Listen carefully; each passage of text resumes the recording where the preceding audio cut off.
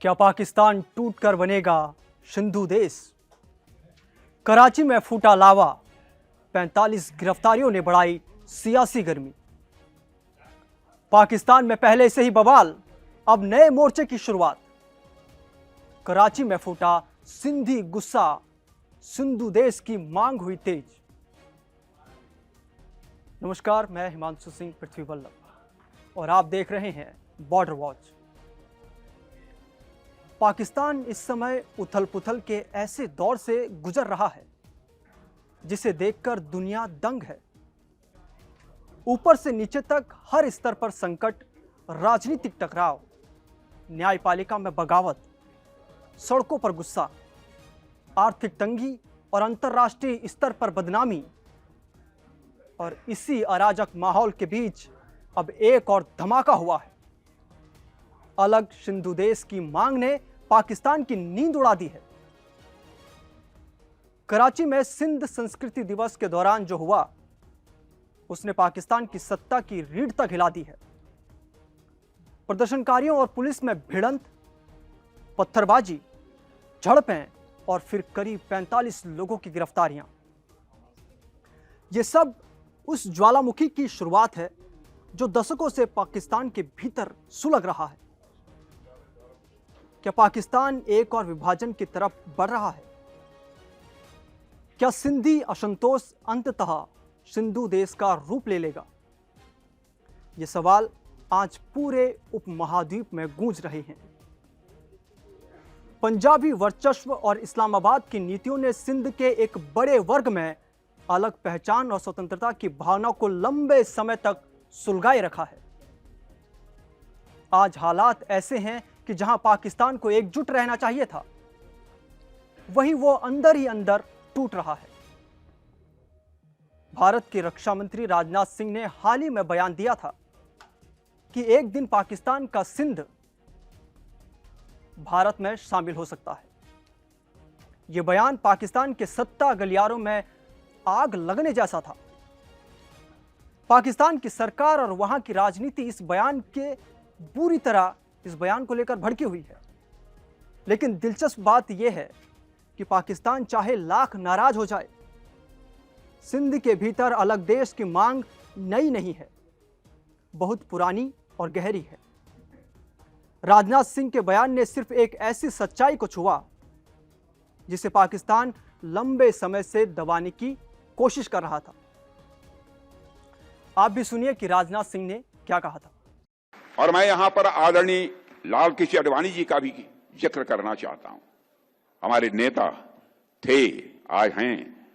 आडवाणी जी ने अपनी एक पुस्तक में लिखा है कि सिंधी हिंदू और विशेषकर उनकी पीढ़ी के लोग अभी भी भारत से सिंध को अलग करने की बात को स्वीकार नहीं कर पाए हैं। न केवल सिंध में बल्कि पूरे भारत में हिंदू सिंधु नदी को पवित्र मानते थे। सिंध के कई मुसलमान भी मानते थे कि सिंधु का जल मक्का।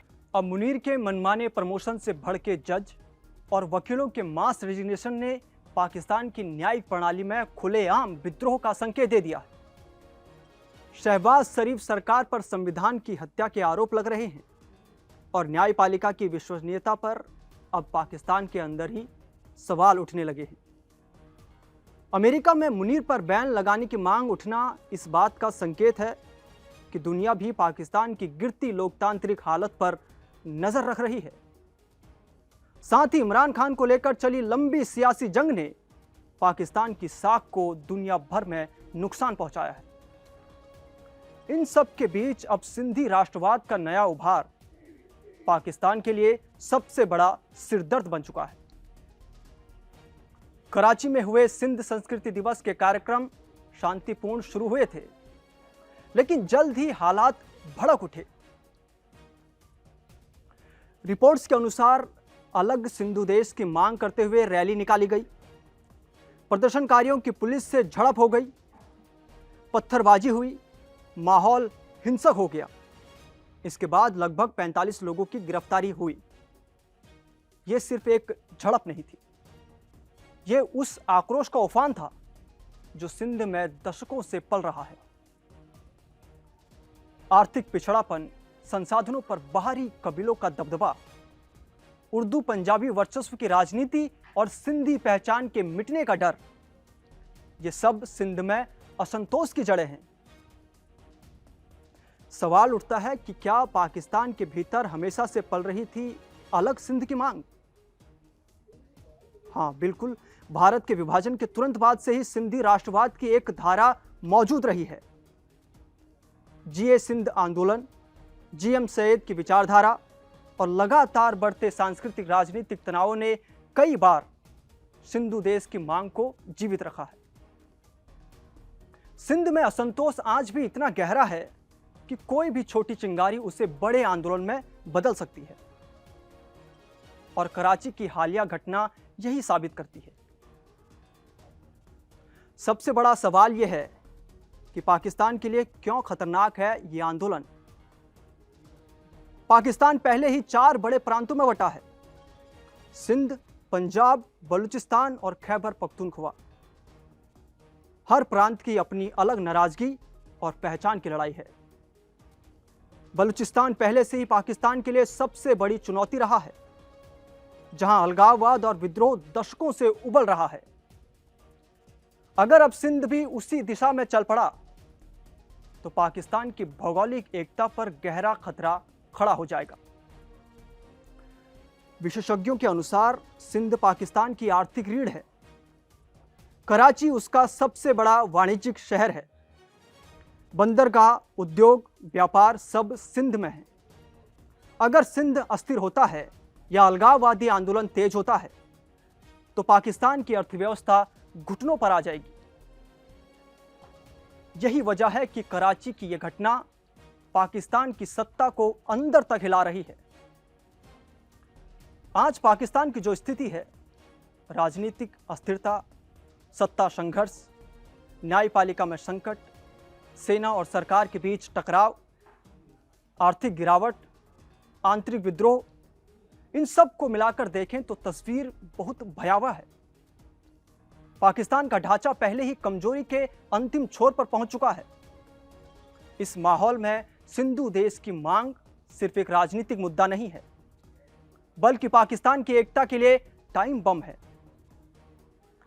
सवाल अब यह नहीं कि सिंधी आंदोलन क्यों उठा, सवाल यह है कि क्या पाकिस्तान उसे संभाल भी पाएगा। कराची में 45 गिरफ्तारियां सिर्फ शुरुआत हो सकती हैं।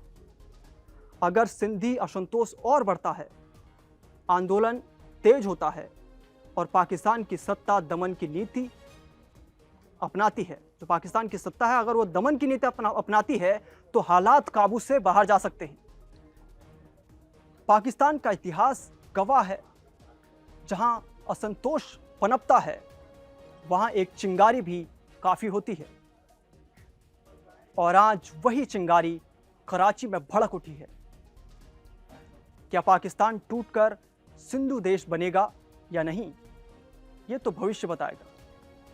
लेकिन इतना तय है कि पाकिस्तान के भीतर उबाल बढ़ रहा है और आने वाले दिन बेहद उथल पुथल से भरे होंगे। आपको क्या लगता है? अपनी राय कमेंट सेक्शन में जरूर लिखें, और देश और दुनिया की तमाम बड़ी खबरों के लिए देखते रहिए कड़क। नमस्कार।